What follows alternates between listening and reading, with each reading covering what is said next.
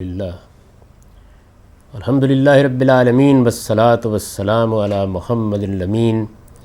فاعوذ باللہ من الشیطان الرجیم بسم اللہ الرحمن الرحیم۔ خواتین و حضرات، یہ سورہ بقرہ کی آیت 110 ہے جس سے ہم درس کی ابتدا کر رہے ہیں۔ اس سے پہلے یہود کی بعض شرارتیں زیر بحث رہی ہیں۔ انہوں نے جب یہ دیکھا کہ وہ رسالت پاک صلی اللہ علیہ وسلم کی دعوت کو استدلال کے ذریعے سے شکست نہیں دے سکتے، تو انہوں نے کوشش کی کہ اپنے عاملوں کی طرف رجوع کریں، کسی تعویذ گنڈے کا سہارا لیں، رسول اللہ صلی اللہ علیہ وسلم کو ذاتی حیثیت سے نقصان پہنچانے کی کوشش کریں۔ وہ آپ کی مجلسوں میں جاتے اور یہ کوشش کرتے کہ وہاں آپ کو نشانہ تضحیک بنائیں۔ قرآن مجید نے ان میں سے ایک ایک چیز کو واضح کیا،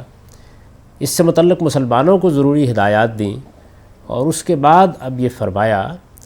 کہ یہ لوگ تو اپنے فتنوں سے باز نہیں آئیں گے، اس لیے کہ یہ حسد کی وجہ سے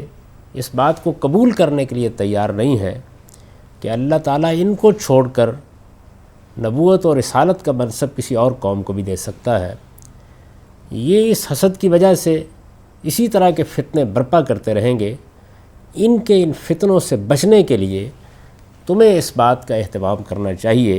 کہ وَأَقِیمُوا الصَّلَاةَ وَآتُوا الزَّکَاةَ، کہ نماز قائم کرتے رہو اور زکوٰۃ دیتے رہو۔ اللہ تعالیٰ نے قرآن مجید میں جگہ جگہ اس بات کی وضاحت کی ہے کہ بندے کے لیے اس دنیا میں یہی دو چیزیں سہارا بنتی ہیں۔ وہ کیا چیز ہے جو انسان کو پابرجا رکھتی ہے، مخالفتوں کے ہجوم میں صحیح راستے پر قائم رکھتی ہے؟ وہ اصل میں اللہ کے ساتھ اس کا تعلق ہے، اور اللہ تعالیٰ کے ساتھ یہ تعلق اسی وقت صحیح طریقے پر قائم ہوتا ہے جب انسان اپنے نفس کو پاکیزہ بنائے رکھے۔ نفس جتنا آلودہ ہوگا، انسان اس پر جتنی آلائشیں پڑنے دے گا، اس کا ایک لازمی نتیجہ یہ نکلے گا کہ انسان کے اندر ضعف اور کمزوری پیدا ہوتی چلی جائے گی۔ انسان کو سچی بصیرت اسی وقت حاصل ہوتی ہے جب وہ ایمان کے ساتھ دنیا میں جیتا ہے، صبر اور تقوی کی زندگی بسر کرتا ہے، اور ان چیزوں کے لیے غیر معمولی طور پر نماز اور زکوٰۃ قرآن مجید میں ایک اہم ذریعے کے طور پر زیر بحث آئی ہے۔ نماز کیا ہے؟ یہ در حقیقت خدا کو یاد رکھنے کا ذریعہ ہے۔ قرآن مجید نے نماز سے متعلق ایک دوسرے مقام پر یہ واضح کیا ہے کہ اقم الصلاۃ لذکری، نماز کا اہتمام کرو اس لیے کہ میری یاد تمہارے دل میں قائم رہے۔ جب خدا کی یاد انسان کے دل میں قائم رہتی ہے تو پھر وہ اپنے اندر وہ پاکیزگی محسوس کرتا ہے، اور اس کے نتیجے میں وہ ہمت، وہ حوصلہ محسوس کرتا ہے کہ جس سے وہ بڑے سے بڑے مخالفت کے طوفان کا مقابلہ کر سکتا ہے۔ اسی طریقے سے جب آدمی اپنا مال اللہ کی راہ میں خرچ کرتا ہے، اجتماعی زندگی کی ضرورتوں کو پورا کرنے کے لیے ایثار کرتا ہے، صرف اپنی ذات کے حد تک نہیں سوچتا بلکہ اپنے معاشرے کے بارے میں بھی سوچتا ہے، وہ چیزیں جو اس نے اپنی محنت سے کمائی ہوتی ہیں ان میں سے اللہ کا حق نکالتا ہے، تو یہ چیز اس کو پاکیزگی میں نشوونما دینے کا باعث بنتی ہے۔ اور جب انسان کے اندر پاکیزگی پیدا ہوتی ہے تو یہی چیز ہمت اور حوصلے کا باعث بھی بن جاتی ہے۔ چنانچہ ارشاد فرمایا کہ وَأَقِیمُوا الصَّلَاةَ وَآتُوا الزَّکَاةَ۔ قرآن مجید نے بعض جگہوں پر رسالت میں آپ صلی اللہ علیہ وسلم کو خاص طور پر مخاطب کر کے یہ کہا ہے کہ جو ذمہ داری آپ پر ڈالی گئی ہے اور جتنا بڑا کام کرنے کے لیے آپ اٹھے ہیں اور جو دعوت آپ دنیا میں برپا کر رہے ہیں، اس میں بھی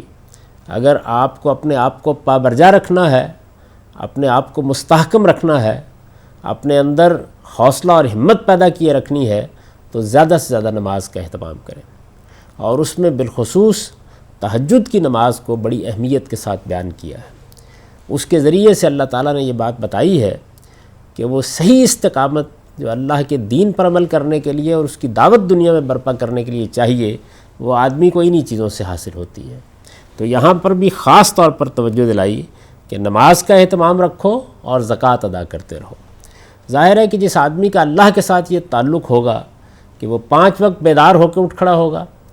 راتوں میں بھی اپنا بستر چھوڑ دے گا، اپنے مالک کے سامنے کھڑا ہو کر گڑگڑائے گا، اس سے دعائیں کرے گا، اس سے مناجات کرے گا، اپنی عرضداشت اسی کے حضور میں پیش کرے گا تو پھر اس سے یہ توقع کی جا سکتی ہے کہ وہ اسی پر بھروسہ بھی کرے گا، اپنے تمام معاملات اسی کے سپرد بھی رکھے گا اور مخالفتوں کے ہجوم میں صحیح راستے پر قائم بھی رہے گا۔ یہ یوں سمجھ لیجئے کہ قرآن مجید کا بتایا ہوا سلوک ہے، یعنی آدمی کو دعوت کی جد و جہد میں اترنا ہو یا جہاد و قتال کے میدان میں اترنا ہو، دونوں صورتوں میں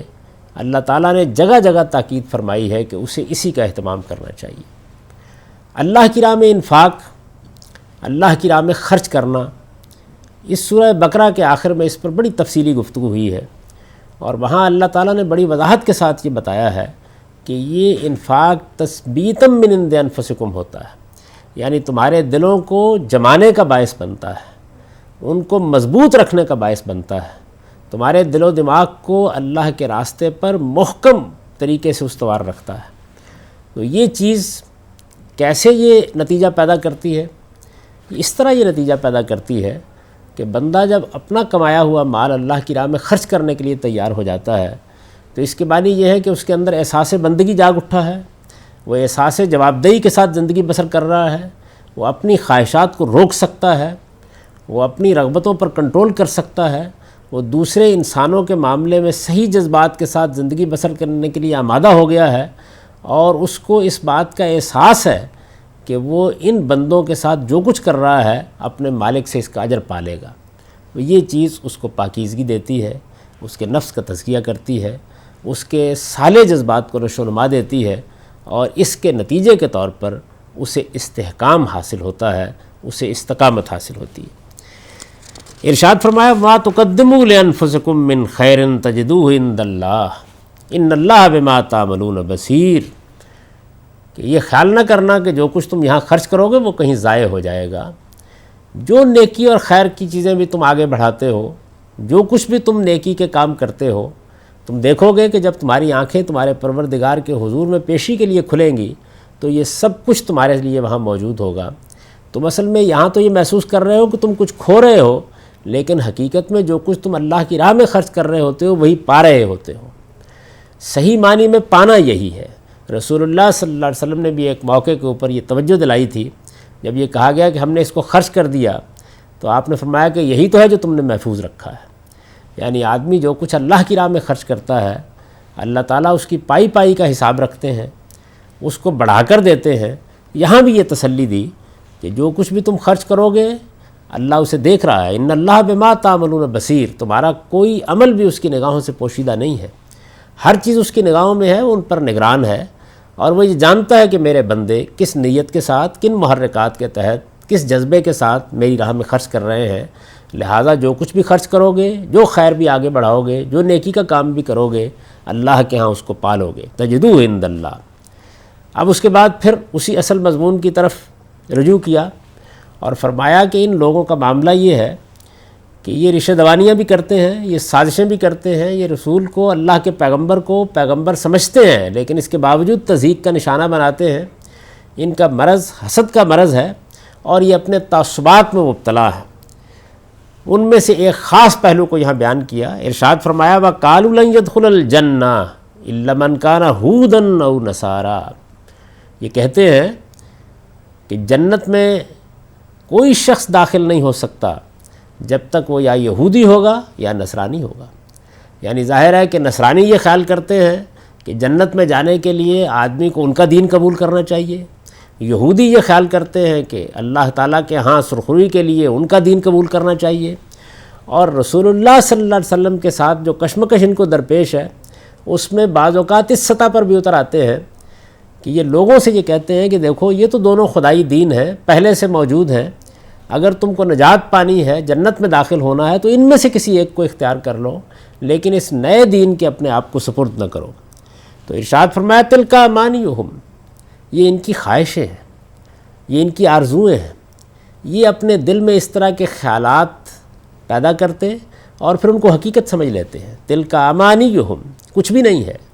اس کے لیے کوئی بنیاد نہیں، اور یہ حقیقت ہے کہ دنیا کے اندر جب بھی کچھ قومیں گمراہ ہو جاتی ہیں یا ان کے اندر مختلف مذاہب پیدا ہو جاتے ہیں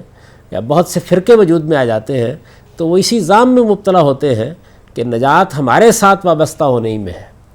اللہ تعالیٰ نے قرآن مجید میں یہ بات جگہ جگہ واضح کی ہے کہ اللہ نے اس طرح کی ضمانت کسی کو نہیں دی۔ یہاں ان کو بھی مخاطب کر کے کہا کہ قل ہاتوا برہانکم ان کنتم صادقین، تم اگر سچے ہو تو اس کی کوئی دلیل پیش کرو۔ یہ دلیل ظاہر ہے کہ اللہ کی کتابوں میں ہونی چاہیے، اللہ کے پیغمبروں کی تعلیمات میں ہونی چاہیے۔ اللہ کی کتابوں میں اور اللہ کے پیغمبروں میں تو ایک معیار بتایا گیا ہے جس پر جو پورا اترے گا وہ اللہ تعالیٰ کی جنت میں داخل ہوگا۔ اللہ کا فردوس ان لوگوں کے لیے ہے جو اپنے اندر اس کی اہلیت پیدا کر لیں۔ اللہ تعالیٰ نے اسے کسی تعصب کے ساتھ وابستہ نہیں کر رکھا ہوا، اور نہ کسی گروہ کی یہ اجارہ داری ہے کہ وہ اللہ تعالیٰ کی طرف سے اس کا لائسنس حاصل کر چکا ہے کہ اس کی اجازت کے بغیر کوئی شخص جنت میں داخل نہ ہو سکے گا۔ جنت خدا کی جنت ہے، فردوس خدا کا فردوس ہے، اور وہ بہرحال جو معیار اس نے مقرر کر رکھا ہے اسی پر پورا اترنے کے نتیجے میں ملے گا۔ اس کے دروازے انہی لوگوں کے لیے کھلیں گے جو اپنے آپ کو اپنے پروردگار میں کے حضور میں پیشی کے لیے تیار کر لیں گے۔ آگے اس کی وضاحت کی ہے، تو پہلے ان کو یہ توجہ دلائی کہ کیسی بے دلیل باتیں کرتے ہو، اپنی خواہشات پیدا کرتے ہو، اپنے خیالوں میں جیتے ہو، جو کچھ اپنے ذہن میں سوچتے ہو اس کو حقیقت تصور کر لیتے ہو۔ کبھی تم نے اس بات پر غور کیا ہے کہ اللہ تعالیٰ نے تمہاری کتابوں میں اور اللہ تعالیٰ نے اس سے پہلے انبیاء علیہ السلام کے صحائف میں اور ان کی تعلیمات میں کیا باتیں کہی ہیں؟ یہ حقیقت ہے کہ اس وقت بھی اگر کوئی آدمی انجیل اور توراتی کا مطالعہ کرے یا زبور کا مطالعہ کرے تو یہ حقیقت بالکل واضح ہو جاتی ہے کہ اللہ تعالیٰ کے ہاں بے لاگ انصاف ہوگا، لوگ اس کی رحمت کے سائے میں پناہ لیں گے۔ کوئی گروہ اور کوئی جماعت اور کوئی جمعیت ایسی نہیں ہے جس کو اللہ نے یہ حق دے رکھا ہے کہ وہ اپنے بارے میں یہ خیال کرے کہ اگر لوگ ہمارے ساتھ وابستہ ہوں گے تو جنت میں جائیں گے۔ اللہ تعالیٰ کے ہاں ایک بے لاگ قانون ہے جس کے مطابق وہ لوگوں کی تقدیر کا فیصلہ کرے گا۔ چنانچہ سیدنا مسیح علیہ السلام نے پہاڑی کے وعظ کو ختم ہی اس جگہ پر کیا ہے کہ یہ بات یاد رکھو کہ یہ صرف ایمان اور عمل صالح ہے جس کی بنیاد پر اللہ کے فردوس کے دروازے لوگوں کے لیے کھلیں گے، اور انہیں بتایا ہے کہ اس معاملے میں کوئی شخص بھی تمہاری کوئی مدد نہیں کر سکے گا۔ تو یہاں ان لوگوں کو بطور خاص مخاطب کر کے یہ کہا کہ قل ہاتوا برہانکم ان کنتم صادقین، اگر تم سچے ہو تو کوئی دلیل پیش کرو۔ یہ دلیل تمہارے پاس علم و عقل میں ہونی چاہیے، کوئی برہان ہونی چاہیے جو تم لوگوں کے سامنے لاؤ۔ کیا اللہ نے یہ وعدہ کر رکھا ہوا ہے؟ اگر اس نے وعدہ کر رکھا ہوا ہے تو جس طرح کے پیچھے بیان ہوا وہ اپنے وعدوں کی کبھی خلاف ورزی نہیں کرتا، لیکن یہ بتاؤ تو صحیح کہ کہاں اس نے وعدہ کیا ہے۔ اس نے تو جگہ جگہ اپنی کتابوں میں اسی بات کو واضح کیا ہے، تمام صحائف میں اس بات کی منادی کی ہے، اور اب بھی یہی بات کہہ رہا ہے کہ ایک معیار ہے جو اس نے قائم کیا ہے، جو لوگ اس پر پورے اتریں گے جنت کے دروازے انہی کے لیے کھلیں گے۔ ارشاد فرمایا کہ بلا من اسلم وجهه للہ وهو محسن فلہ اجرہ عند ربہ ولا خوف علیہم ولا هم یحزنون، کہ اللہ کے ہاں جانتے ہو کیا معیار ہے، اللہ نے کیا قاعدہ قائم کر رکھا ہوا ہے۔ وہ یہ نہیں ہے کہ یہودی ہو جاؤ، وہ یہ نہیں ہے کہ نصرانی ہو جاؤ، کسی مذہب کو بھی اور کسی گروہ کو بھی اور کسی جمعیت کو بھی اللہ نے یہ مقام نہیں دیا، یہ اختیار نہیں دیا۔ اللہ کے ہاں وہ معیار یہ ہے کہ من اسلم وجهه للہ، جس نے اپنا آپ اپنے پروردگار کے سپرد کر دیا، اپنی شخصیت کو اپنے مالک کے حوالے کر دیا، جس نے اس کو مان لیا اور پھر اس کے سامنے سرفگندہ ہو گیا۔ یہ جو اسلام کا لفظ اختیار کیا گیا ہے اللہ کے دین کے لیے، اس کے معنی یہی ہیں۔ یہ در حقیقت اسی جگہ سے یہ لفظ بنا ہے، اسلم وجهه للہ، یعنی آپ اپنے آپ کو اپنے پروردگار کے حوالے کر دیں، اپنے مالک کے سپرد کر دیں۔ یہی اسلام ہے، یہی اطاعت ہے، اللہ تعالیٰ کے سامنے سرفگندہ ہو جانا۔ اللہ کی سچی معرفت حاصل ہو گئی، معلوم ہو گیا وہ ہمارا پروردگار ہے، اس نے ہمیں بنایا ہے، اور اس کے بعد آدمی نے اپنے معاملات اس کے سپرد کر دیے۔ اب وہ اس کی رضا کے لیے جیتا ہے، اس کی ہدایت کا طلبگار رہتا ہے، جو چیز اس کی طرف سے آتی ہے اس کے سامنے سر تسلیم خم کرتا ہے۔ تو فرمایا یہ معیار ہے، بلا من اسلم وجهه للہ، ہاں کیوں نہیں، اللہ کی جنت کے دروازے کھلیں گے، لیکن کن کے لیے کھلیں گے؟ جنہوں نے اپنے آپ کو اپنے مالک کے حوالے کر دیا، وہ ہوا محسن، اور پھر زندگی اس طرح بسر کی کہ جو حکم پہنچا، جس چیز کے لیے کہا گیا، اس معاملے میں بہترین رویہ اختیار کیا، خوب کاری کا رویہ اختیار کیا۔ ارشاد فرمایا یہ لوگ ہیں فلہ اجرہ عند ربہ، جن کا اجر ان کے پروردگار کے ہاں محفوظ ہے،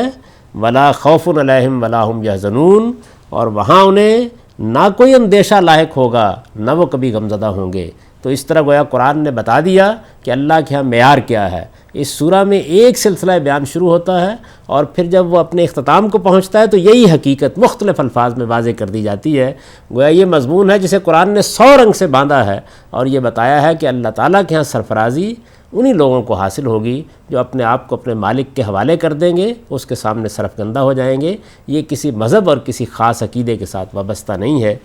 اب ان آیات کا سادہ ترجمہ سن لیجئے۔ اللہ تعالیٰ نے ارشاد فرمایا ہے، اور ان کے فتنوں کا مقابلہ کرنے کے لیے نماز کا اہتمام رکھو اور زکوٰۃ ادا کرتے رہو، اور یاد رکھو کہ جو نیکی بھی تم اپنے لیے آگے بھیجو گے اسے تم اللہ کے ہاں پالو گے۔ اس میں شبہ نہیں کہ جو کچھ تم کر رہے ہو اللہ اسے دیکھ رہا ہے۔